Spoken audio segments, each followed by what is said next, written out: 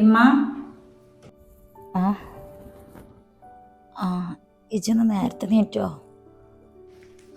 ഒരിത്തിരി നേരത്തെ എണീറ്റ്. മറ്റേത് നിസ്കാരം കഴിഞ്ഞാൽ അവിടെ തന്നെ കിടന്ന് ഉറങ്ങണതല്ലേ കുറച്ചു നേരം കൂടി. ഇന്ന് കിടന്നിട്ട് ഉറക്കം വന്നില്ല, അപ്പം എണീറ്റ് പോന്ന്. അല്ല, ഇമ്മ എണീക്കണ നേരമായല്ലോ, ഇന്നെന്ത് പറ്റി? ഞാൻ സുബഹി നിസ്കാരം കഴിഞ്ഞപ്പോൾ അവിടെ നിന്ന് പായും മടക്കി വെച്ചാണ്ട് നീറ്റതാ. ഊരും അങ്ങോട്ട് കുളത്തി പിടിച്ച്. അപ്പോൾ കുറച്ചു നേരം അവിടെ ഇങ്ങനെ കിടന്നതാ. പിന്നാണ്ട് ഉറക്കി പെട്ട്. അമ്മ എന്നിട്ടിപ്പോൾ എങ്ങനെയുണ്ട്? ഇപ്പോൾ കുറച്ച് കുറവുണ്ട്. നീര് കെട്ടിയതാണ് തോന്നുന്നുണ്ട്. നല്ല വേദന. ഇന്ന് അമ്മ റെസ്റ്റ് എടുത്തോളി. ഇനി വേഗം അടുക്കളയ്ക്ക് വരാനും നിൽക്കണ്ട. അവിടുത്തെ കാര്യങ്ങളൊക്കെ ഞാൻ നോക്കിക്കോളാം. കിടന്നോളി. എന്നാൽ ജർഷിനെയും കൂടി വിളിച്ചിങ്ങാണ്ട് വടിക്കണേ കയറിക്കോ. ഉമ്മ ഒരു 10 മിനിറ്റും കൂടിയും കിടന്നിട്ട് ഇപ്പം വരാം. നിങ്ങൾ എണീറ്റ് വരികയൊന്നും വേണ്ട. അടുക്കളത്തെ കാര്യത്തിൽ ഞാൻ നോക്കിക്കോളാം. ഫ്രിഡ്ജിൽ മീനുണ്ട് കേട്ടാ. പുട്ടോ ദോശ എന്താച്ചാ ഉണ്ടാക്കിക്കാളെ. മീനുണ്ട്, മുളക് ഇട്ടാളെ. പോണ വൈക്ക് അർഷിനെ എന്നിട്ട് വിളിച്ചാളെ. ഓൾ എണീക്കുമ്പോൾ എണീറ്റോളും. അപ്പോൾ ഞാൻ മീനൊക്കെ കട്ട് ചെയ്തിട്ട് ബാക്കി കാര്യങ്ങളൊക്കെ റെഡിയാക്കി വെക്കട്ടെ. നിങ്ങൾ കിടന്നോളി, ഞാൻ കട്ടൻ ചായ എടുത്തിട്ട് വരാം.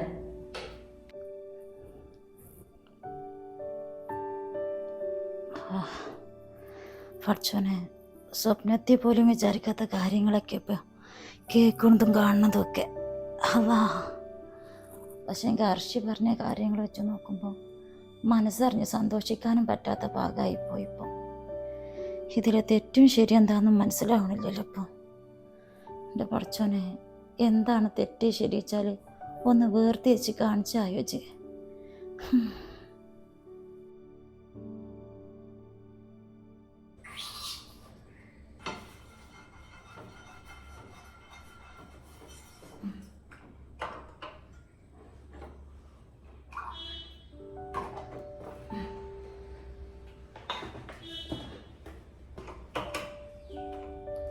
അങ്ങനെ ദോശ റെഡി, കറി അടുപ്പത്തുമായി.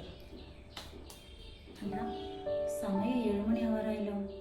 സാധാരണ അർഷി ആഭ്യത്തൊക്കെ ഈ നേരം നീക്കണതല്ലോ. എന്തു പറ്റി?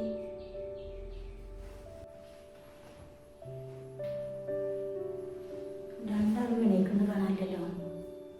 ഇനി വല്ല അസുഖമായിരിക്കുമോ?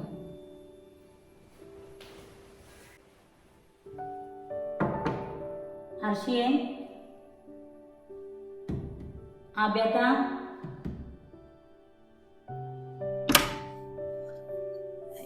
എന്താ കുഞ്ഞോളെ? ഒന്നുമില്ല ആഭ്യത്ത.